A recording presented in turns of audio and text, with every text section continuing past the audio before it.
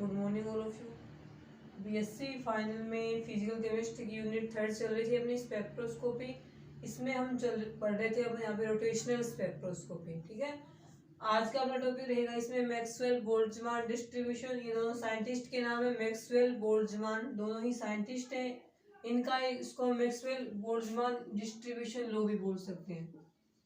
Maxwell Boltzmann का वितरण नियम है, इसे भी बोल सकते हो। डायरेक्ट इसको मैक्सवेल बोल्ट्जमान डिस्ट्रीब्यूशन यानी कि मैक्सवेल बोल्ट्जमान वितरण भी बोल सकते हैं। इसको क्या बोलते हैं? डिस्ट्रीब्यूशन को हम वितरण बोलेंगे और ये दोनों इसमें साइंटिस्ट के नाम रहेंगे। ठीक है, उसके बाद देखो उन्होंने क्या बताया था इस अपने लॉ में या डिस्ट्रीब्यूशन में। उन्होंने बताया कि कोई भी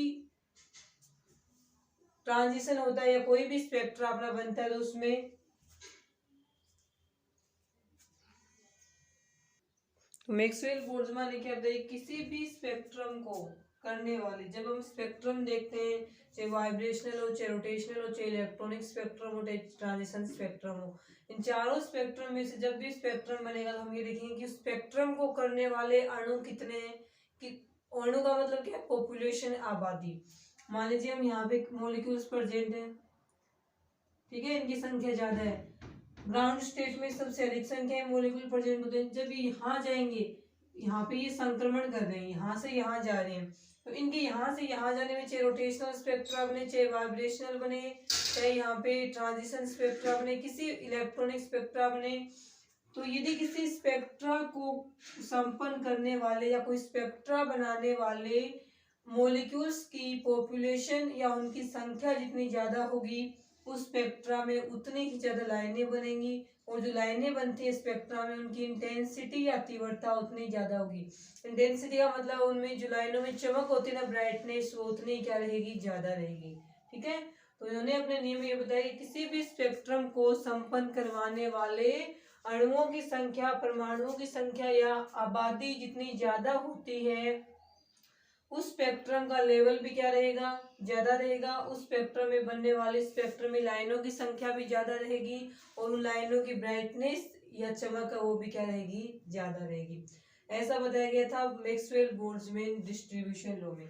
फिर उन्होंने एक फॉर्मूला दिया था, तो वो फॉर्मूला एक तो वही जाएगा, पॉपुलेशन समानुपाती इंटेंसिटी ऑफ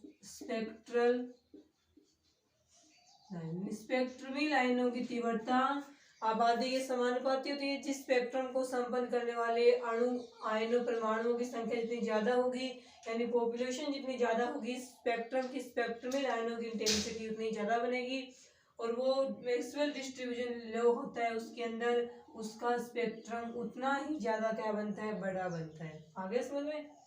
ये तो एक रिलेशन हम पहले ही पढ़ चुके हैं। अब इसमें एक फॉर्मूला दिया था कि एन लेवल में, यानी एन नोट लेवल में अणुओं की संख्या, एन नोट का मतलब क्या है कि सबसे ग्राउंड स्टेट है ये, इसके लिए एन की वैल्यू 0 मान लें। ये ऊपर वाला है 1 चल करके बीच में जितने भी लेवल आए लास्ट में एन जे आ गया। इस लेवल में उपस्थित अणुओं की संख्या एन नोट, और इस लेवल में उपस्थित अणुओं की संख्या क्या हो जाएगी? एन जे होगी। अब इनमें जो अपेक्षिक अनुपात है, यानी एनजे लेवल में उपस्थित अणुओं की संख्या और एन0 लेवल में उपस्थित अणुओं की संख्या का जो अनुपात देखें तो वो क्या रहेगा?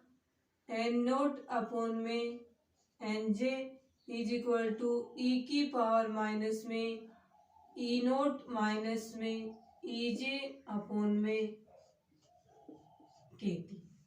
यानी कि n बराबर 0 लेवल में, यानी ग्राउंड स्टेट में एक लेवल ये है और एक जे लेवल है। हो सकता है कई जगह कई बुक्स में इसको आई लिखा हुआ, मतलब आई लेवल में और जे लेवल में उपस्थित दो अलग अलग लेवल हैं। इनमें उपस्थित जो अणुओं की संख्या या आबादी है, उनका जो अपेक्षिक अनुपात होता है, रिलेटिव रेशियो, वो इस समीकरण के द्वारा शो किया जाएगा। एन नोट क्या रहेगा? 0 लेवल में उपस्थित अणुओं की संख्या, एन जे रहेगा जे लेवल में उपस्थित अणुओं की संख्या, ई नोट रहेगा एन नोट लेवल वाले मॉलिक्यूल्स की एनर्जी, और ई जे रहेगा जे लेवल वाले मॉलिक्यूल्स की एनर्जी, के रहेगा बोल्ट्जमान कांस्टेंट, और टी हो जाएगा उसका टेम्परेचर। तो इस समीकरण में जो ये अपने प्रेजेंट है, इस समीकरण में को हम ऐसे भी लिख सकते हैं एन नोट अपॉन में N J is equal to ई की पावर माइनस में del E.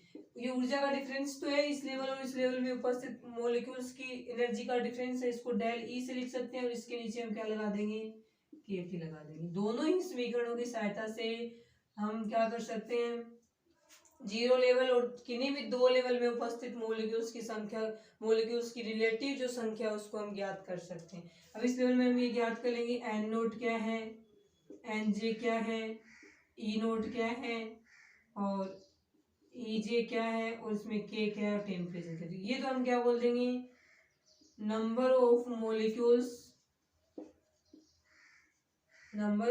Molecules present in J is equal to zero level. ये हो जाएगा number of molecules present in J is equal to J level. E naught क्या हो जाएगा, energy of molecules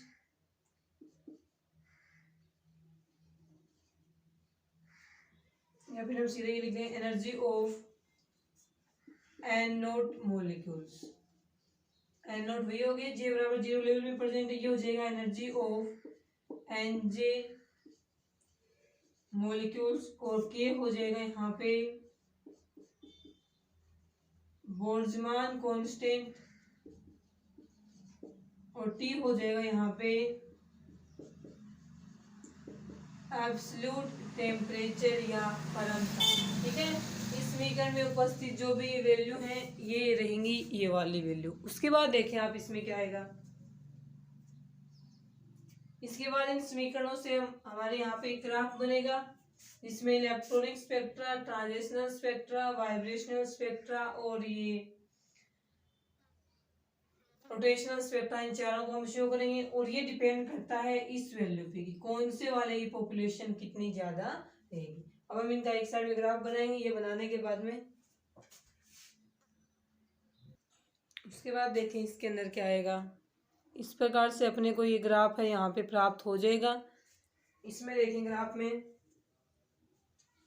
बन गया, एक साइड में एनर्जी डिफरेंस है ई नोट और ई जे एनर्जी लेवल के बीच में, और इस साइड में ये क्या लिखे वेव नंबर या तरंग संख्या, ये वाला ग्राफ प्राप्त होगा। ये तो है रोटेशनल का, ये है वाइब्रेशनल का और ये रहेगा इलेक्ट्रॉनिक का। अब हम एनर्जी का इनमें कंपेरिजन करें तो एनर्जी क्या होती है, इलेक्ट्रॉनिक वाले की एनर्जी सबसे ज्यादा होती है, पहले पढ़ चुके हैं हम। उससे कम एनर्जी होगी वाइब्रेशनल एनर्जी और सबसे कम कौन सी होती है यहाँ पे, रोटेशनल एनर्जी है वो होती है। ये ऑर्डर अपने को पहले से पता है। फॉर्मूला क्या था अपना, फॉर्मूला ये वाला हो जाएगा कि एन नोट अपॉन में N J is equal to ई की पावर माइनस में डेल ई अपॉन में के टी। ये था अपना फॉर्मूला। अब इस फॉर्मूले से हम क्या बनाएंगे, इस फॉर्मूले से हम इस ग्राफ को समझाएंगे। देखें इसमें सबसे पहले आता है रोटेशनल के लिए, तो यहाँ पे लिखेंगे for rotational spectra. Rotational spectra कौन सा है, ये वाला रोटेशनल स्पेक्ट्रा, ये वाला रहेगा। इसमें देखो क्या होगा, रोटेशनल स्पेक्ट्रा के लिए एनर्जी की वैल्यू बहुत कम है, ये कम है तो यहाँ पे डेल ई की वैल्यू क्या रहेगी, कम है। तो यहाँ पे लिखेंगे रोटेशनल स्पेक्ट्रा के लिए दो एनर्जी लेवल के बीच एनर्जी का डिफरेंस के टी की तुलना में, ये के और टी का जो गुणनफल है उसकी तुलना में क्या होता है, बहुत कम होता है।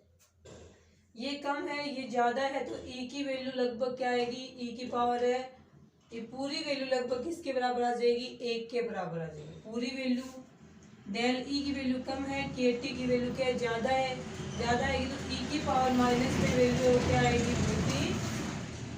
ई की पावर ये वाली वैल्यू क्या आ जाएगी, बहुत कम आ जाएगी। ई की कम का मतलब मान लेते हैं कि ई की पावर यहाँ पे जीरो आ गई, ई की पावर मान लीजिए यहाँ पे जीरो आ गई, माइनस में जीरो आ गई, तब हम बोलेंगे ई की पावर जीरो का मतलब आंसर क्या आएगा, एक आएगा। एक का मतलब है एन नोट अपॉन में एन जे की वैल्यू यहाँ पे एक आ गई। एक आने का मतलब है कि एन नोट लेवल में उपस्थित या जो रिलेटिव पॉपुलेशन है उसकी संख्या ज्यादा रहेगी। और मैक्सवेल डिस्ट्रीब्यूशन लॉ के अनुसार किसी भी स्पेक्ट्रा को संपन्न करने वाले मॉलिक्यूल्स की संख्या जितनी ज्यादा होती है, पॉपुलेशन जितनी ज्यादा होती है, उसका जो स्पेक्ट्रा का जो लेवल बनेगा, स्पेक्ट्रा रीजन है वो भी ज्यादा रहेगा और उसकी इंटेंसिटी भी क्या रहेगी, ज्यादा रहेगी। इसी कारण से रोटेशनल स्पेक्ट्रा का लेवल है वो इतना होता है। दिख रहा है देखने से लेवल ज्यादा है, ठीक है। इंटेंसिटी भी क्या रहेगी इसकी, ज्यादा रहेगी। तो हमने किसको डिस्क्राइब किया यहाँ पे, रोटेशनल स्पेक्ट्रा।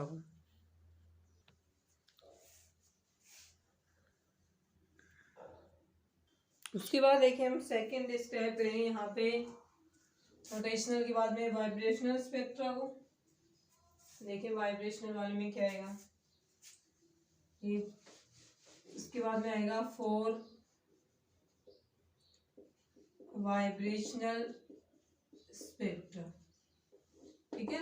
वाइब्रेशनल स्पेक्ट्रा में आएगा कि डेल ई की वैल्यू है वो क्या रहेगी, लगभग किसके बराबर रहेगी, के टी की वैल्यू के लगभग क्या आएगी, यहाँ पे बराबर आ जाएगी। इस कारण से एन नोट, ये दोनों इक्वल में है तो ई की पावर किस में आती है, एक में आएगी। तो एन नोट अपॉन में एन जे, लगभग बराबर नहीं हो तो अपन ये माने कि थोड़ी सी वैल्यू क्या होती है इससे, ये थोड़ी सी ज्यादा होती है। इस कारण से एन नोट अपॉन में जे की वैल्यू है उसका रेशियो एक से क्या रहेगा, कम रहेगा। एक से रेशियो कम आ गया, इसका मतलब कि वाइब्रेशनल स्पेक्ट्रा संपन्न करने वाले मॉलिक्यूल्स, एटम, आयंस की संख्या कम रहेगी। कम रहेगी तो इसका जो लेवल है या इसका रीजन है वो भी क्या छोटा है। यानी इसमें तो इतने सारे मॉलिक्यूल्स प्रेजेंट है, इतनी स्पेस में प्रेजेंट है, इसमें कम स्पेस में मॉलिक्यूल है। तो मॉलिक्यूल्स की कम स्पेस में तो उनकी संख्या भी कम रहेगी। संख्या कम रहेगी तो ये स्पेक्ट्रा भी क्या बनेगा, स्पेक्ट्रा की इंटेंसिटी कम रहेगी, इसमें लाइनों की संख्या भी क्या रहेगी आपके, कम रहेगी। आ गया। वाइब्रेशनल स्पेक्ट्रा के बाद में लास्ट आएगा इसके अंदर इलेक्ट्रॉनिक स्पेक्ट्रा, ठीक है। इलेक्ट्रॉनिक स्पेक्ट्रा में आएगा कि ऊर्जा का जो डिफरेंस है दो लेवल्स के बीच में वो बहुत ज्यादा रहेगा केटी की तुलना में। ये वाली वैल्यू बहुत ज्यादा है, ठीक है। तो एन नोट ज्यादा में कम का भाग देंगे तो यहाँ पे क्या आएगा, लगभग हम मान लें कि ई की वैल्यू क्या आई है, इनफाइनाइट के बराबर आ गई है। इनफाइनाइट ए की पावर माइनस में इनफाइनाइट है, उसकी वैल्यू क्या होगी, जीरो होगी। तो एन नोट अपॉन में N J is equal to क्या आ जाएगा, जीरो आ जाएगा। जीरो आने का मतलब क्या है कि जीरो भी नहीं आए तो जीरो से थोड़ी सी क्या आएगी इसकी, लगभग जीरो मान लो। तो इसमें क्या है कि करने, ये जो इलेक्ट्रॉनिक स्पेक्ट्रा दर्शाने वाले अणुओं की संख्या क्या होती है, बहुत ही कम होती है इनके कंपेरिजन में। ये थोड़ा बड़ा दिखा हुआ है, ये और भी छोटी होती है, इतनी सी मान लो, इतना ही होता है ये। आगे समझ में। तो इस प्रकार से हम इस फॉर्मूले से डेल ई और के टी, डेल ई की वैल्यू इससे देखेंगे, डेल ई और के टी के डिफरेंस के द्वारा हम इस प्रकार से किसी भी स्पेक्ट्रा को संपन्न करने वाले मॉलिक्यूल्स की जो संख्या है उसमें आपस में जो रिलेटिविटी है उसको शो कर सकते हैं। ये रहेगा इसमें मैक्सवेल डिस्ट्रीब्यूशन लो और ये वाला इसमें क्या बनेगा, ग्राफ बनेगा, ठीक है।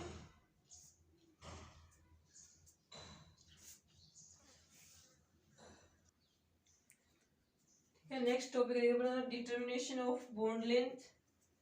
किसी भी मॉलिक्यूल की बॉन्ड लेंथ, बंध लंबाई का मतलब क्या होता है, कोई भी मॉलिक्यूल से, जैसे ए बी मॉलिक्यूल है जो कि ए और बी एटम से मिलके बना हुआ है, तो ए का नाभिक और बी का नाभिक, ए और किसी भी मॉलिक्यूल्स में प्रेजेंट एटम्स के न्यूक्लियस के बीच की डिस्टेंस, किसी अणु में उपस्थित दोनों परमाणुओं के नाभिकों के मध्य की दूरी को उस मॉलिक्यूल या अणु की अंतरनाभिकीय दूरी, इंटरन्यूक्लियर डिस्टेंस, अंतरनाभिकीय दूरी या बॉन्ड लेंथ के नाम से जानते हैं।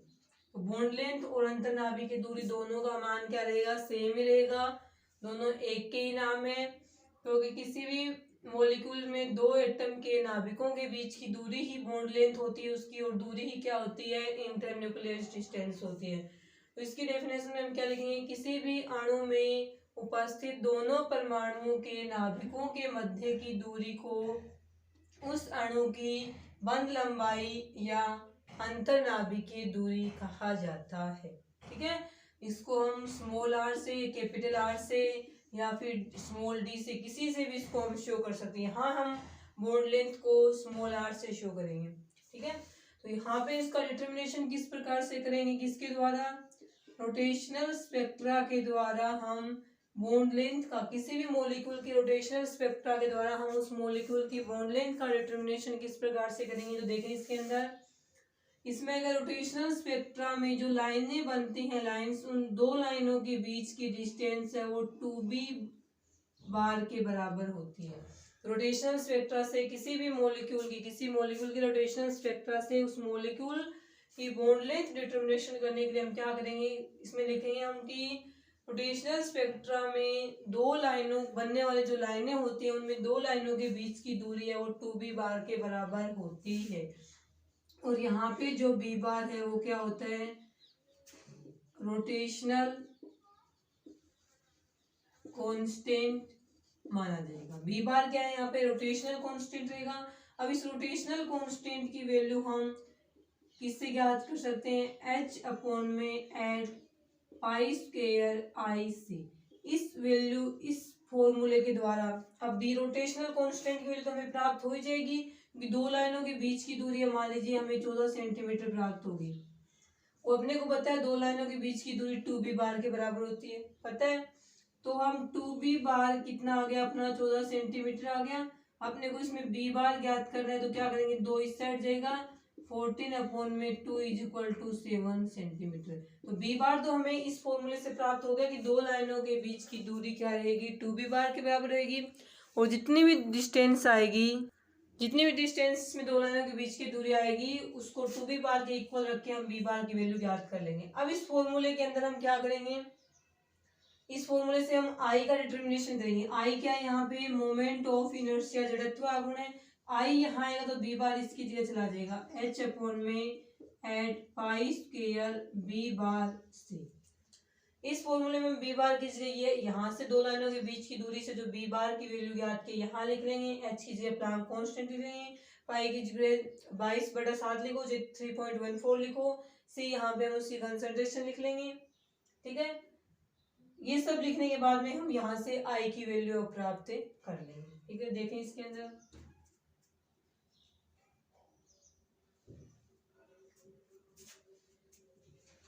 तो अपना प्राप्त हो गया इतना।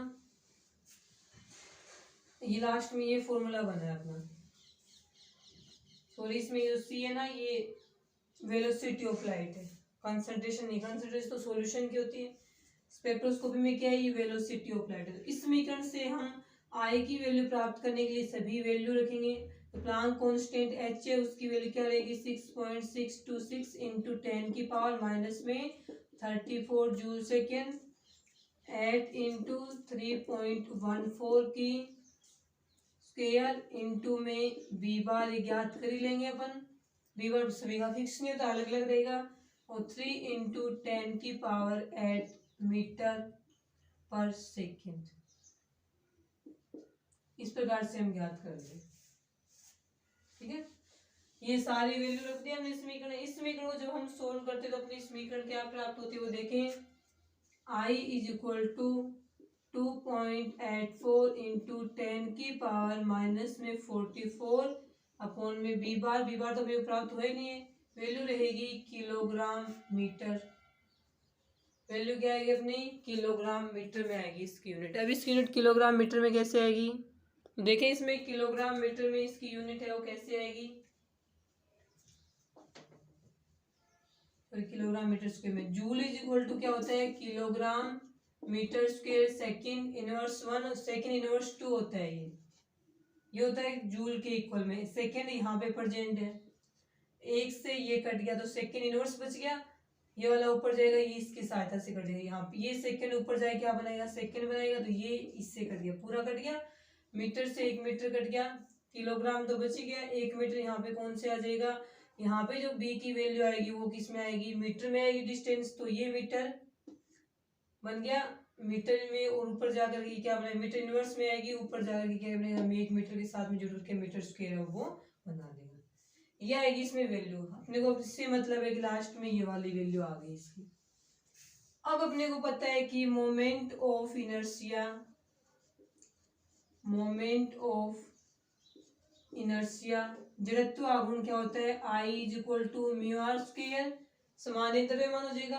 आर यदि एक साइड में लिखे तो क्या आएगा, I अपॉन में म्यू आर की वैल्यू ज्ञात करनी हो तो क्या लिखेंगे, r is equal to root इस साइड जाएगा, स्क्वायर इस साइड जाएगा, तो किस में चेंज हो जाएगा, ये रूट में चेंज हो जाएगा। इस फॉर्मूले में हम म्यू तो समानित द्रव्यमान रिड्यूस मास है तो उस मॉलिक्यूल का प्रेजेंट कर ज्ञात कर लेंगे, और आई है वो इस फॉर्मूले से ज्ञात कर लेंगे। दोनों को रखेंगे तो उस मॉलिक्यूल की इंटरन्यूक्लियर डिस्टेंस या बॉन्ड लेंथ का डिटर्मिनेशन हम आसानी से कर सकते हैं। तो इस प्रकार से रोटेशनल स्पेक्ट्रोस्कोपी द्वारा बॉन्ड लेंथ का डिटर्मिनेशन किया जा सकता है। तो यहाँ पे आप म्यू लिख देना, जहाँ पे म्यू हो जाएगा reduced mass of molecule, reduced mass of molecule, अणु का समानित द्रव्यमान। आगे समझ में ये रहेगा determination of bond length bye rotational spectroscopy. उसके बाद में नेक्स्ट हेडिंग रहेगी अपना isotope effect. Isotope effect Hindi में बोला जाएगा इसको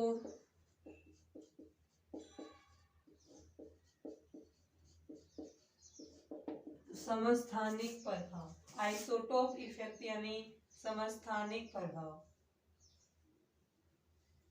देखें इसमें क्या आएगा, रोटेशनल स्पेक्ट्रोस्कोपी में चल रहा है अपना। तो आइसोटोप इफेक्ट में देखें, इसमें आइसोटोप इफेक्ट में रहेगा अपना कोई भी एक मॉलिक्यूल है ए बी मॉलिक्यूल के किसी भी एक एटम या परमाणु को यदि हम एक समस्थानिक या उसके आइसोटोप से रिप्लेस कर दें। आइसोटोप का मतलब क्या होता है कि परमाणु के वे अवयव जिनका एटॉमिक नंबर सेम होता है लेकिन उनका मास नंबर या द्रव्यमान संख्या अलग अलग होती है, वे आपस में क्या कहलाते हैं, आइसोटोप कहलाते हैं।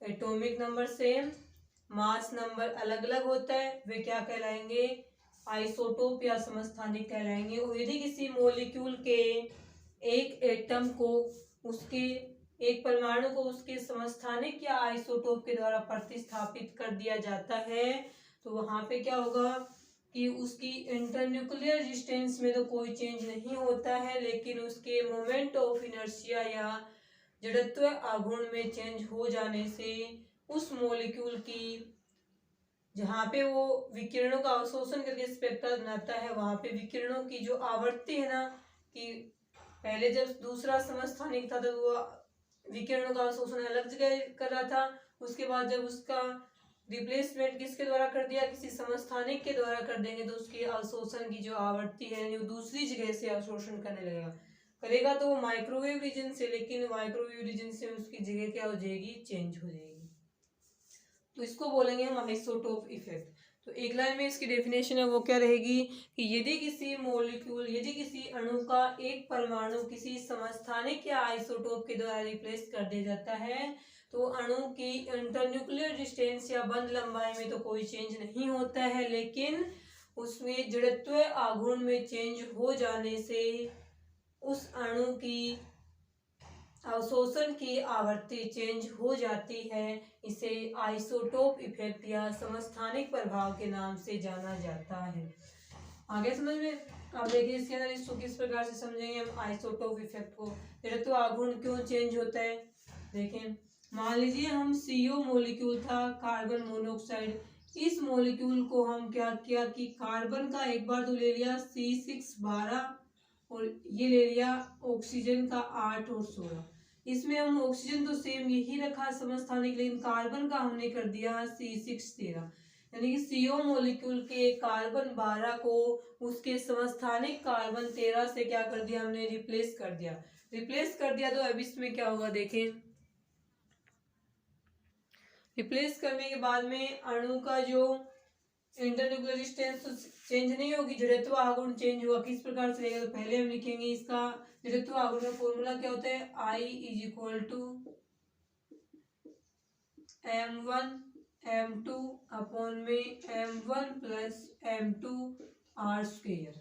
ठीक है, अब पता है इंटरन्यूक्लियर डिस्टेंस दोनों की सेम रहेगी तो R लिखने की जरूरत नहीं, सिर्फ इसके कारण से इसमें क्या रहेगा, चेंज रहेगा, क्योंकि द्रव्यमान संख्या अलग अलग है तो इसी द्रव्यमान संख्या से कैलकुलेट हो रहा है मोमेंट ऑफ इनर्शिया, तो इसमें तो चेंज होना ही है। तो पहले हम लिखेंगे इसमें 6 कार्बन 12 ऑक्सीजन का रिड्यूज मास, उसमें हम क्या लिखेंगे, कार्बन का 12 है, इंटू में ऑक्सीजन का कितना है 16, अपॉन में 12 प्लस में 16 इंटू 6 इंटू 6.6 या फिर 6.023 इंटू 10⁻26 किलोग्राम में आ जाएगा इधर में। ठीक है,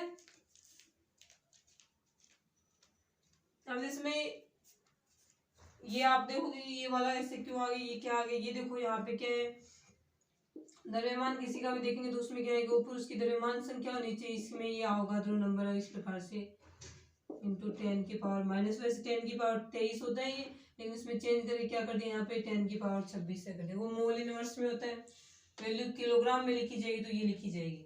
ऊपर वाले का इसका भी क्या रहेगा, इंटू में 16 इंटू सेम यही रहेगा नीचे।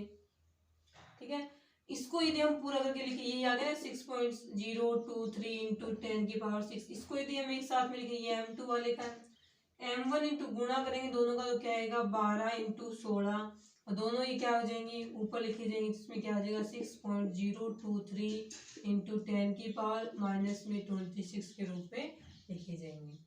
26 है, एक बार इसी को वापस लिख देंगे 3 इंटू 10⁻6 है, और नीचे ये वाला आ जाएगा, दो बार ये वाला आ जाएगा ना, ये वाला एक, ये ऊपर वाला दोनों के साथ में क्या हो जाएगा, ये कैंसिल होकर के नीचे वाला कॉमन आकर के ये क्या वाला बच जाएगा। ठीक है, होगा दो नंबर को यहाँ पे 23 ने लिखा, 23 मोल इनवर्स में आएगा, किलोग्राम में लिखेंगे तो यहाँ पे क्या आएगा 26 आएगा। अब देखेंगे हम कार्बन 13, ऑक्सीजन का reduce mass mu is equal to 12 की जगह 13 आएगा, बाकी सेम रहेगा, 13 प्लस में 16 इंटू 6.023 इंटू 10⁻26, और ये भी क्या आ गया किलोग्राम में आ जाएगा। अब इन दोनों को यहाँ पे सोल्व करेंगे तो देखो क्या आएगा, ये तो आएगा 1.138 इंटू 10⁻26 किलोग्राम। अब ये वैल्यू माइनस प्लस का 26 ऊपर जाएगा, माइनस का 26 लिखा जाएगा, और इसकी वैल्यू आएगी सोल्व होने के बाद में 1.191 इंटू 10⁻26 की। देखो इसके मास में चेंज होने से इनका रिड्यूज मास है वो क्या हो गया, चेंज हो गया, और आई इज इक्वल टू क्या होता है म्यू आर स्क्वायर, इसमें चेंज नहीं हुआ लेकिन म्यू में चेंज हुआ, म्यू में चेंज होगा तो इसमें भी चेंज होगा, दोनों किसके क्या है समानुपाती है। तो इस प्रकार से किसी मॉलिक्यूल के किसी एक एटम या परमाणु को उसके समस्थानिक से रिप्लेस कर देने पर उसकी अंतर्नाभिक की दूरी में कोई चेंज नहीं आता है, लेकिन उसके समानिक द्रव्यमान में चेंज आ जाने से उसका जड़त्व आघूर्ण परिवर्तित हो जाएगा, और इस कारण से उसकी अवशोषण की आवृत्ति है वो भी क्या हो जाएगी चेंज हो जाएगी। अब हम इससे बनाते हैं स्पेक्ट्रा। स्पेक्ट्रा में आइसोटोप इफेक्ट किस प्रकार से प्रदर्शित होते हैं, इनकी लेवल भी क्या हो जाएंगे ऊंचे नीचे हो जाएंगे समस्थानिक बनने के बाद में।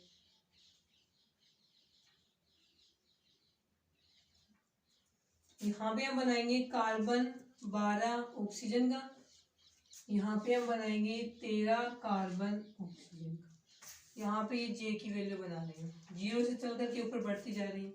देखिए यहाँ से स्टार्ट करते हैं, इस वाले का नीचे वाले तो लगभग बराबर रहेंगे, उसके बाद में इसका जो आएगा ना थोड़ा सा इसमें क्या आएगा डिफरेंस आएगा, इस वाले से ये थोड़ी नीचे रहेगी। जैसे जैसे जे की वैल्यू बढ़ती जाती है वैसे वैसे इनका गैप है वो भी क्या होता जाएगा बढ़ता जाएगा। जितना गैप इनका है उतना इनका रहेगा, आप सही से बनाना थोड़ा इसको।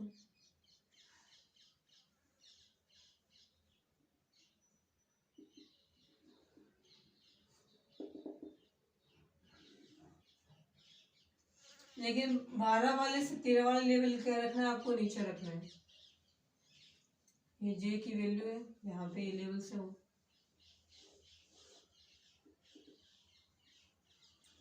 और एक बात ध्यान रखना कि जैसे जैसे जे की वैल्यू बढ़ती जाएगी वैसे वैसे इसके लाइंस और इसके लाइंस के बीच में गैप है वो क्या होता जाएगा बढ़ जाएगा। अभी इसके और इसके बीच में ये डिफरेंस है, ये डिफरेंस थोड़ा और कम है, ये वाला और डिफरेंस कम है, ये वाला और नीचे सबसे नीचे वाला लास्ट वाला क्या रहेगा लगभग इसका इक्वल। तो ये थे 12 कार्बन वाले के, और इसका समस्थानिक आते ही इसके एनर्जी लेवल इस प्रकार से चेंज हो जाते हैं। इनकी स्पेक्ट्रा में या स्पेक्ट्रल रीजन में या प्रकाश के रीजन में इनकी अवशोषण की आवृत्ति वो क्या हो जाती है, चेंज हो जाती है। ये रहेगा आपका आइसोटोप इफेक्ट। उसके बाद देखें इसके अंदर नेक्स्ट है अपना वाइब्रेशनल स्पेक्ट्रोस्कोपी। नेक्स्ट हेडिंग रहेगी, रोटेशनल तो होगी, नेक्स्ट कल स्टार्ट करेंगे वाइब्रेशनल स्पेक्ट्रा या फिर वाइब्रेशनल स्पेक्ट्रोस्कोपी। ये हम पढ़ेंगे कल की क्लास में। आज के लिए इतना ही।